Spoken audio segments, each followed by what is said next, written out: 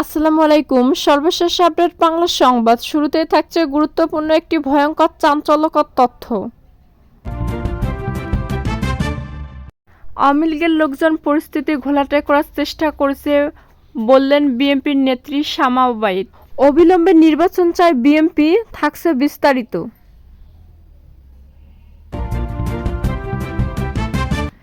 দামি সরকার হওয়ার কারণে আওয়ামী লীগ এক ফুৎকারে উড়ে গেল বলে মন্তব্য করেছেন জামায়াতে আমির ডাক্তার শফিকুর রহমান। থাকছে বিস্তারিত এবং সবশেষ জানিয়ে দেব। হজ ফ্লাইট পরিচালনার জন্য রহস্যজনক দরপত্র আহ্বানের অভিযোগ উঠেছে। পছন্দের প্রতিষ্ঠানের কাছ থেকে এয়ারক্রাফট লিজ নিতে এ ধরনের দরপত্র আহ্বান করা হয়েছে বলে ধারণা করা হচ্ছে। এতক্ষণ শুনছিলেন সংবাদ শিরোনাম, এবার থাকছে বিস্তারিত।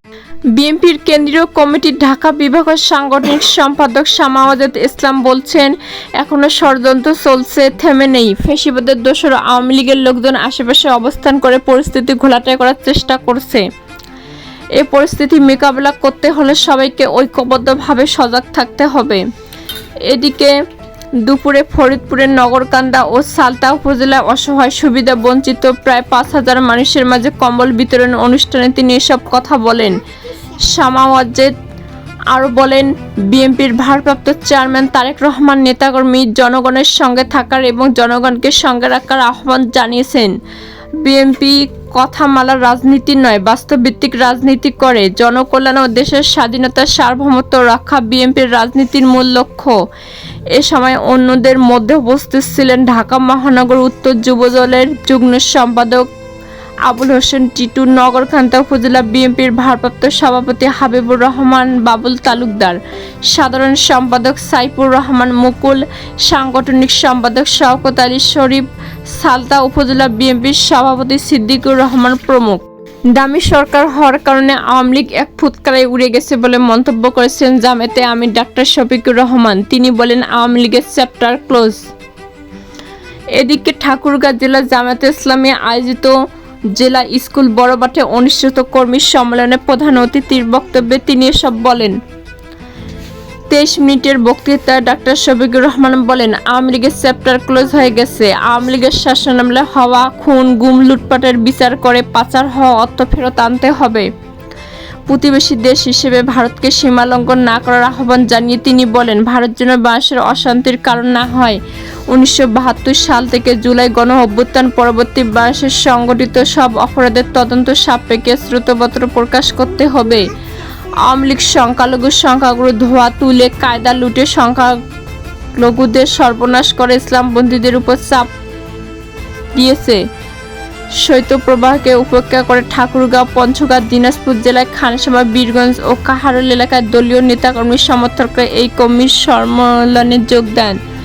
সমতার ভিত্তিতে সব জেলার উন্নয়ন করতে হবে মন্তব্য করে ডাক্তার শফিকুর রহমান বলেন, ঠাকুরগাঁও মেডিকেল কলেজ, প্রকৌশল বিশ্ববিদ্যালয় ও পাবলিক বিশ্ববিদ্যালয় নেই, এটি বৈষম্য করা হয়েছে। আগামী একনিকে ঠাকুরগাঁওয়ের জন্য যে কোনো একটি প্রকল্প বাস্তবায়নে গুরুত্ব দিতে হবে।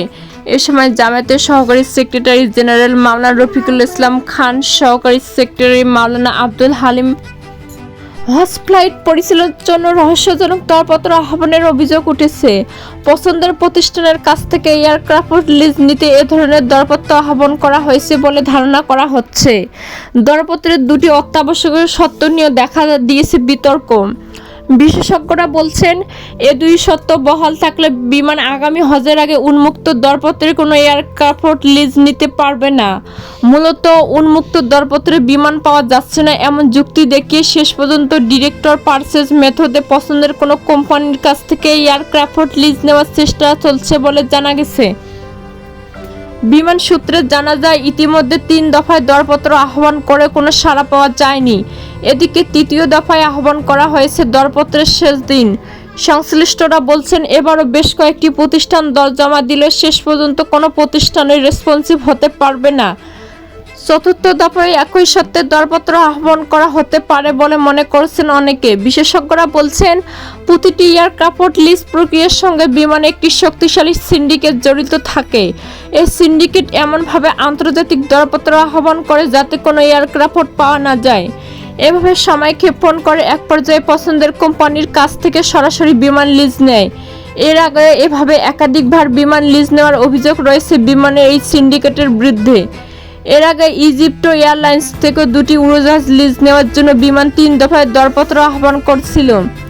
ওই 2 এয়ারক্রাফট লিজে বিমানের বিরুদ্ধে 1200 কোটি টাকার মামলা হয়েছে।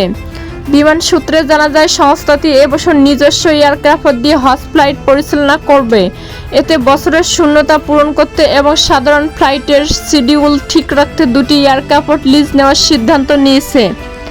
1 বছরের জন্য এসিএমআই চুক্তিতে এ 2 এয়ারক্রাফট লিজ নেওয়া হবে, অর্থাৎ বিমানের সঙ্গে পাইলট ও কেবিন ক্রুও থাকবে।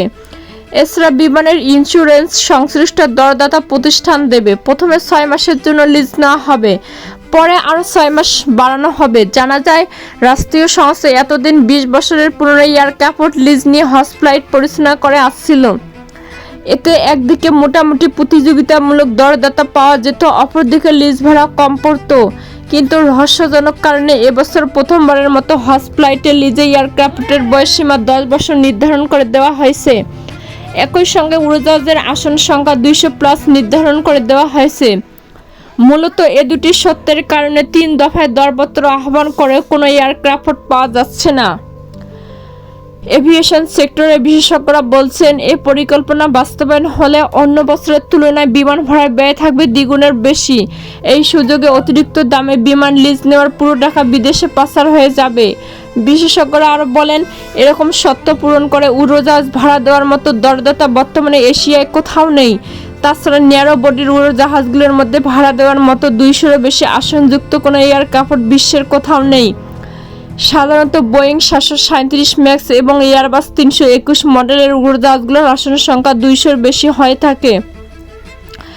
যদিও বোয়িং কোম্পানির ম্যাক্স সিরিজের উড়োজাহাজগুলোর কারিগরি ত্রুটি সহ নানা অভিযোগ রয়েছে, আর এয়ারবাস 321 মডেলের উড়োজাহাজগুলো একদমই ব্র্যান্ড নিউ। এ ধরনের এয়ারক্রাফট ভাড়া নিতে হলে বিপুল অঙ্কের টাকা গুনতে হবে বিমানকে। সংশ্লিষ্ট একটি সূত্র জানায়, ইউরোপের হাতে গোনা 2-1টি কোম্পানির কাছে 10 বছরের পুনরায় এয়ারক্রাফট থাকলেও তারা বিমানের কাছে এই মুহূর্তে এসিএমআই চুক্তিতে লিজ দিতে রাজি হবে না। পতিত শেখ হাসিনা সরকারের আমলেও এভাবে একটি সিন্ডিকেট বিমানে উড়োজাহাজ লিজ নিত। এ চক্রের সাবেক সরকারের মন্ত্রী, এমপি, রাজনৈতিক নেতা সহ বিমানের প্রকৌশল প্ল্যানিং বিভাগের একাধিক কর্মকর্তা যুক্ত থাকতেন। সংশ্লিষ্টদের মতে এবার লিজিং দরপত্র তৈরির প্রক্রিয়ার সঙ্গে এরকম অনিয়ম দুর্নীতি হওয়ার আশঙ্কা রয়েছে। দেশে বর্তমানে তীব্র ডলার সংকট। এ সংকট নিরসনে সরকার বিদেশ ভ্রমণের নিষেধাজ্ঞা সহ নানা কৌশল অবলম্বন করছে। সেখানে বিমানের মতো প্রতিষ্ঠানে উড়োজাহাজ লিজে অহেতুক 10 বছরের শর্ত যুক্ত করে বিপুল অঙ্কের ডলার পাচার করার বন্দোবস্ত করা হচ্ছে বলে মনে করেন সংশ্লিষ্টরা। বিশেষজ্ঞদের মতে এসিএমআই লিজে বয়সের শর্ত জুড়ে দেওয়ার বিধান বিশ্বের কোথাও নেই। যুক্তরাষ্ট্র ও মালয়েশিয়ায়ও এসিএমআই লিজে বয়সের শর্ত দেওয়া হয় না। যদিও তৎকালীন সরকারের সাবেক বিমানমন্ত্রী জিএম কাদের এসিএমআই লিজে 20 বছরের বয়সের শর্ত দিয়েছিলেন। বেসামরিক বিমান চলাচল কর্তৃপক্ষ 20 বছর বয়সের এয়ারক্রাফট লিজ নিতে পারবে বলে বিমানকে জানায়। বিশ্বের প্রায় সব দেশে এসিএমআই লিজে 20 থেকে 25 বছরের উড়োজাহাজ নিয়ে থাকে। তাছাড়া ন্যারো বডির উড়োজাহাজের সর্বোচ্চ আসন হয়ে থাকে 150 থেকে 160টি। সেখানে ন্যারো বডির কথা উল্লেখ করলেও বিমান দরপত্রে 200-এর বেশি সিটের কথা উল্লেখ করেছে। এতে স্পষ্টই বোঝা যাচ্ছে বিশ্বের কোনো সংস্থার তৈরি করা উড়োজাহাজ ভাড়া নিতে এ দরপত্র তৈরি করা হয়েছে।